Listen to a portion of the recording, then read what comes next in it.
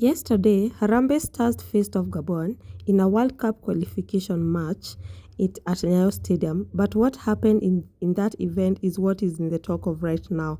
Apart from people chanting Ruto must go, yesterday the member of Parliament of Mumias, Peter Salasya, was attacked. As this event are not just very specific to him, they seem and they look like they're the norm these days, where people are attacked for having different opinions and different views. But yesterday's event hit home for the ODM supporters, especially from the western region, where they feel one of their own was attacked by people hired by Raila Odinga and his people. Despite, just like any other politicians, including Nairobi Governor Sakaja, President William Ruto, Peter Salasya came out to watch the football match. And when he came in, people who support Raila Odinga spotted him, and they took this advantage to air their frustration of what he has been saying, what he has been accusing the party of ODM and the party leader Raila Odinga of doing. He has been very vocal to call out Raila Odinga for being controversial and joining this Kenya Kwanza government. He calls it that he is just being selfish and doesn't care about the people. His remarks has not been sitting well with the ODM supporters and Raila Odinga supporters, and yesterday when they saw him, they saw the opportunity to actually work on it and call him out. Some of the remarks he has been saying are that ODM is a party with identity. ODM has no identity at all. ODM, the moment they supported their Adani,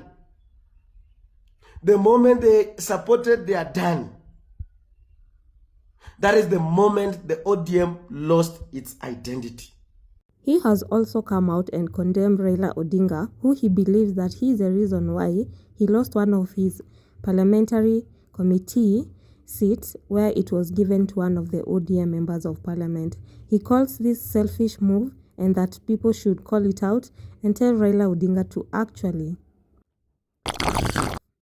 That what Raila is telling the people, that is consulting, that man is a selfish man.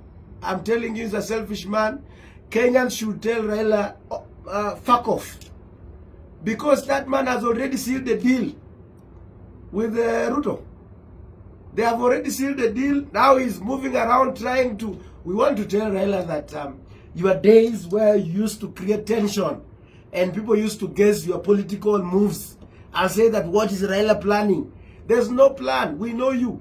I remember before we started that meeting, we started that meeting called Mandamano ya Sufuria. We called us, the members of Parliament of Western, and we sat with you in Karen, tukaanza kuongea, and we asked you very clear, what do you want us, what is the end game before we start this Mandamano? And that is where we went to Migori, we went to Busia, and I went to Mombasa, I went to Kilifi, I went to Narok, Kajiado, Nairobi. Here we were there. We were being tear gassed, and he told us that he was very clear that he wants talks with Ruto. That is what he always wants. Raila will never have any interest with Kenyans at all. So, to show more defiance, he went ahead and told all Raila Odinga supporters to unfollow him from all his social media platforms, akisema that they do not deserve all his wisdom, that hawezi take up that wisdom, that they don't think they follow him blindly. This agitated them more. Kama wewe bado unafuata Raila, ati ndio unaona yeye ndio unafuata mambo yake, wewe ni mtu mjinga, huna akili. Nataka niseme, wewe ni mjinga mwenye huna akili. Na kama wewe bado unafuata Raila, uniunfollow saa hii. Toka kwa Twitter yangu, toka kwa Facebook, toka kwa Instagram, toka kwa TikTok, toka kila mahali. The moment alifika to stadium, it was on site. Walimuona and immediately attacked him. You could see him being slapped around, roughed around, and being thrown out of the stadium. At one point, one of the supporters of ODM threw a mkebe and a jerrycan on him. Alipotoka huko nje, you could hear them saying that Raila Odinga needs to be respected.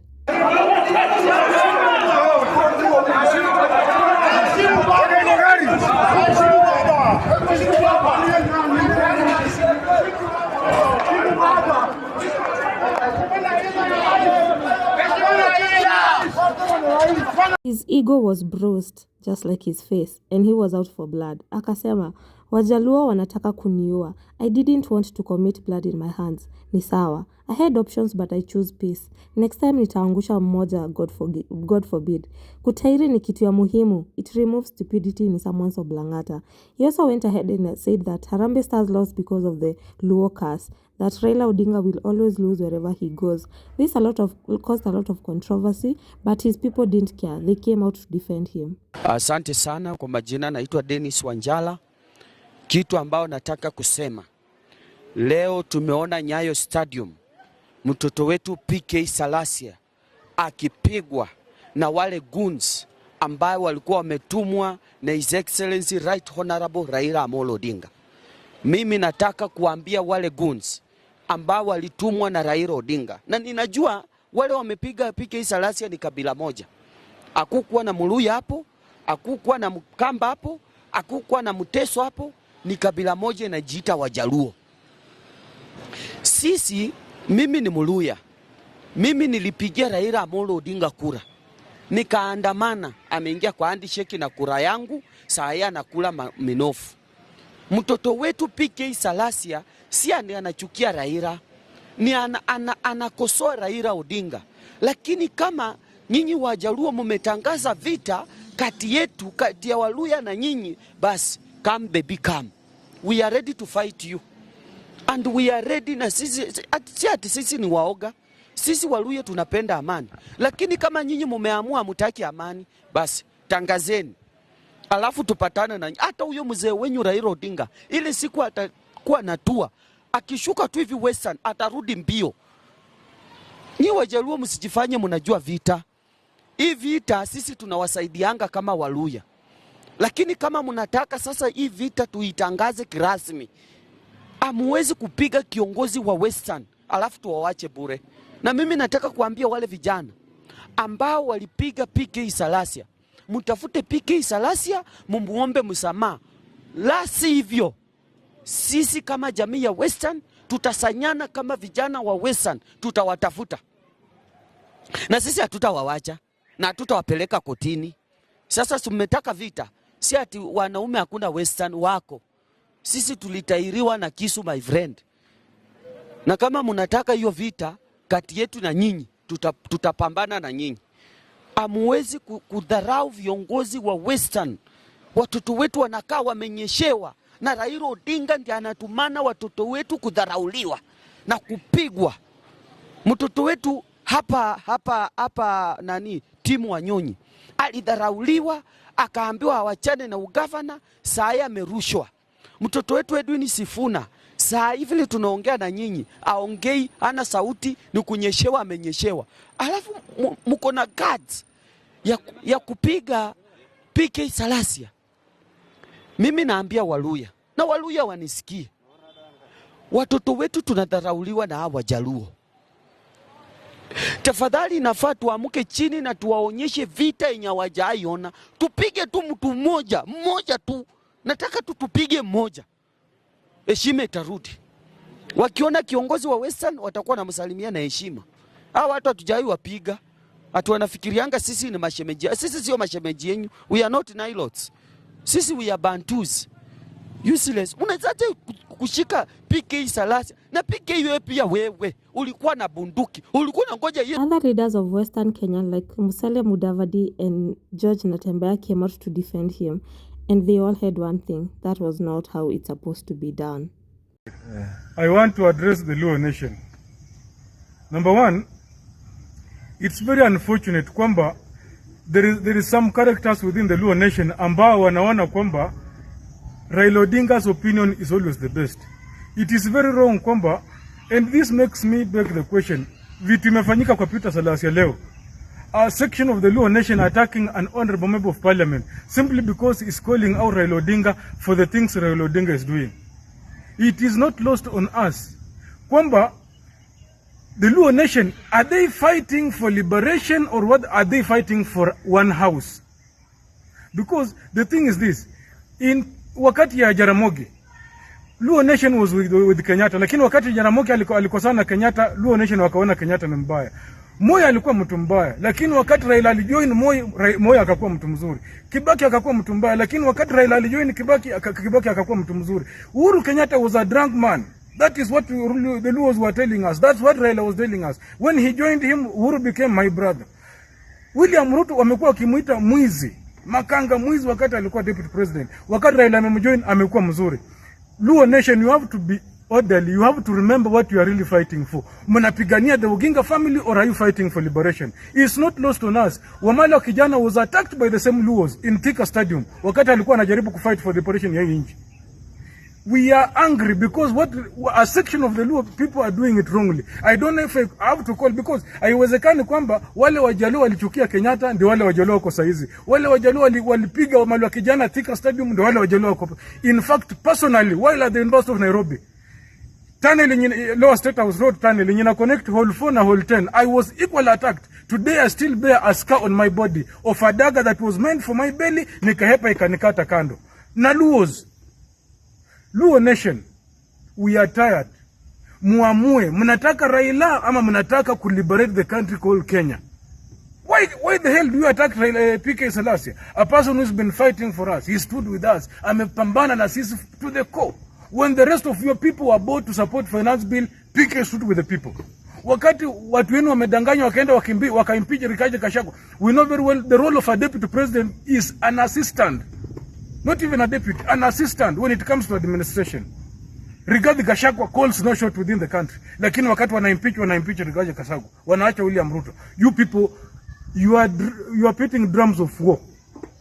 Na hamjui, we have supported Raila Odinga for the longest time. We even almost abandoned Wamala kijana because of Raila Odinga. You people cannot appreciate. I remember in 2012, wakati Musalia alisimama sasa akasema pia yeye mwenyewe wants to run for president. You people did the same to him. I am angry. The Luo nation is equally becoming angry. You cannot attack a young leader like that simply because he's calling out Raila Odinga. Raila Odinga should tell us, alisema Uhuru Kenyatta ni mbaya, Uhuru Kenyatta akakuwa mzuri. Akasema Kibaki ni mbaya, Kibaki akakuwa mzuri. Alisema Moi ni mbaya, Moi akakuwa mzuri. He's been telling us how Ruto is the worst president ever. Saizi Ruto ni mzuri. To the extent the Luo nation can come together, attack a leader because he's going to support. In the same stadium mna attack PK Salasya, that very same stadium is chanting Ruto must go, Ruto must go, Ruto must. How can a stadium be chanting Ruto must go na nyinyi mnapiga Salasya ambaye anasema kwamba William Ruto's policies are degrading this nation. William Ruto's policies are derailing this nation. Abductions are not stopping. Those are the things Raila PK is calling out. Raila when ameenda kulala na William Ruto kwa kitanda moja, then you dare attack our own leader. The rest of the Luo nation, if it's a section of your people behaving like that, it means this behavior has been carried on and on and on. Because the same Luos who attacked, as I've said, who attacked Wamalwa are not the same Luos who've now attacked Peter Kalira Salasya. TWIPS then went into an investigative mode and discovered some of the youths who committed these crimes, and the Member of Parliament vowed to find them. I want to start by, first of all, thanking Kenyans for standing with me. That on my Facebook account, the moment I just put up to know, Kenyans were so much eager to know what I'm going through, how am I going. And within a short period of time, the video that I posted, it got to 1 million, 1.5 million, just few minutes, few hours. That means that Kenyans loves me, and everywhere on X, it was about the trend Salasya, and everywhere. On Instagram, it's about Salasya. Facebook, everywhere, TikTok is about Salasya and everything. First of all, I want to thank Kenyans for standing with me in solidarity, for showing love. And as they say, Kenyans, they watch, they listen, and they judge. And what happened yesterday, it was a planned thing. It was a planned game. I remember I was the one who told the people to come to Nyayo. I made a statement, even before any leader made a statement, that on Sunday, that let us all be there. They took advantage because they knew I will definitely come, because I'm not a coward at all. And yesterday, because I know football, it's a game that brings people together.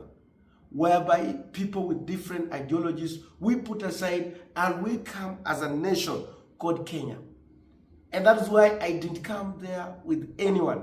I didn't come with my bodyguard. I didn't arm myself.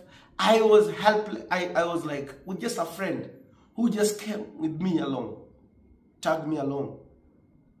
And when I entered, it is something that was planned. And there is a person, they started warning me at the gate. Then when I went, they started like, there is one guy who was following me everywhere I go. I went up to the VIP, he's following me. He's following me. And even when you check that video, it was just like about 10 guys or so. And they can be known, because if it is something that was organic or not planned or natural, somebody will insult you there, he leaves you, maybe you meet with other people, they insult you, but they are moving. But you see like the guy with there's another guy even who has bragged on TikTok, wherever, and I saw him, he was there. And even there was another one, number 7, Chokoram Safi, I don't know, somebody of the sort. And you see, you could mark this guy. He went with me from all the way up to the time I was kicked out by them. The good thing is that I was having options. And the option that I was having was very deadly. Maybe we could be telling other stories today. Number 1, I could have decided to go eat because of my life. I could have decided to go, and even that game could have been postponed. I could have gone even to the pitch and go and sit in the middle of the pitch. It was one option, by the way, I was having. And another option was very deadly. And if that one, maybe those guys, they start mob justice. Because we also have other fans. It would have caused stampede. People could, and I thank God that I went alone. I didn't go with my bodyguards. I didn't arm myself. Because that place could have burned. We could be talking, that was a disaster. Could have been a disaster as we speak right now. Could have been a disaster. Because with Raila Odinga losing popularity for joining the Kenya Kwanza regime and all the internal disputes within the ODM party, it is very evident that the people of Western are trying to distance themselves from the Luo community, citing that they do not want to reason, that they always follow Raila Odinga. What do you think about this video? Please like it, subscribe down below, and I'll see you on the next time. Bye.